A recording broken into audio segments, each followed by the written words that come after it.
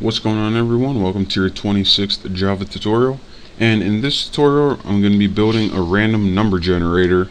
We're going to be importing that from a class, and I'm going to be showing you how you can use random number generators to, you guessed it, generate random numbers.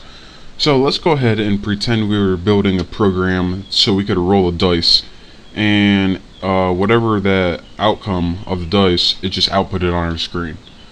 So whenever we want to use random numbers, we need to import something like we did scanner, but this one is called random. So go ahead, put import java.util, and the name for this is random. Ugh, got smoker's cough or something. So let's go ahead and import random, and now just like the scanner, we need to make an object for it.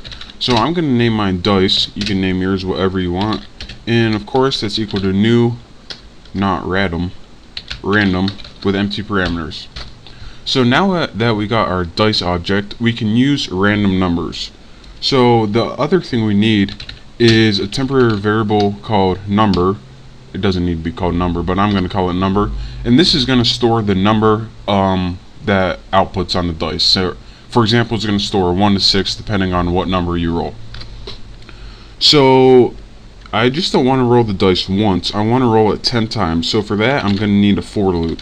So let's go ahead and put for int counter. Let's start it at 1.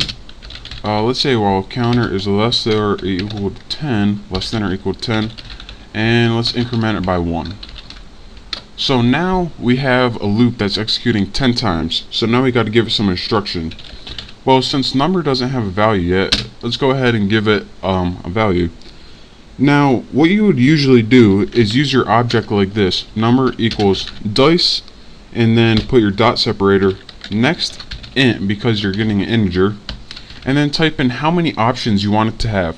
And since a dice has options 1 to 6, I'm going to go ahead and put 6 right there. Now, this would work right here, and let me show you guys what this does. Let's just go ahead and system out print line.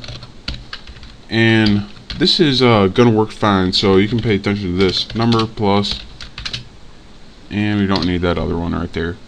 So looks good enough. Let's run it and see what it does. It says 3 2 3 4 5 0 1 1 2 1. Those look like random numbers, but the problem is all of these random numbers, if you couldn't tell, they go from 0 to 5. And why is that? Well, I'm about to show you guys right now. Whenever you use this random number generator and you give it 6 options, the options that it takes by default are 0 through 5 if you use 6. Again, that's 6 numbers, but when it includes 0, it only goes 0, 1, 2, 3, 4, 5.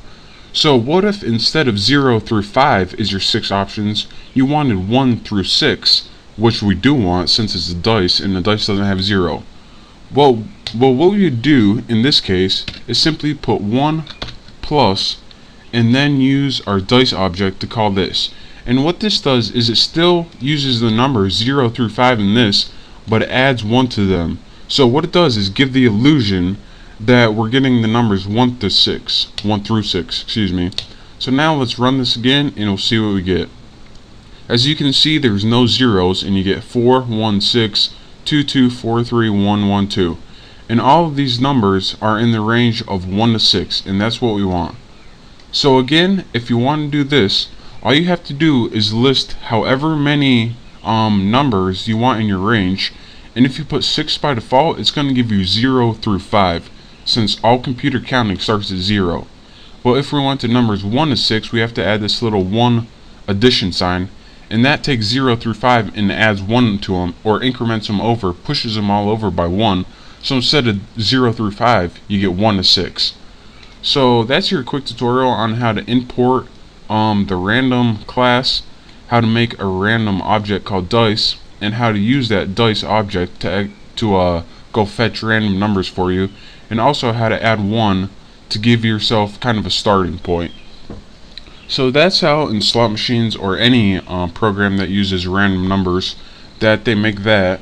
And we'll be doing some more complex things with this, but for now I just wanted to give you guys the core basics of a random number generator, and that's this. So thank you guys for watching. Copy this code and play around with it, and soon enough you'll be experts at it, I promise. So again, thank you guys for watching. Don't forget to subscribe to my channel, and I'll see you next tutorial.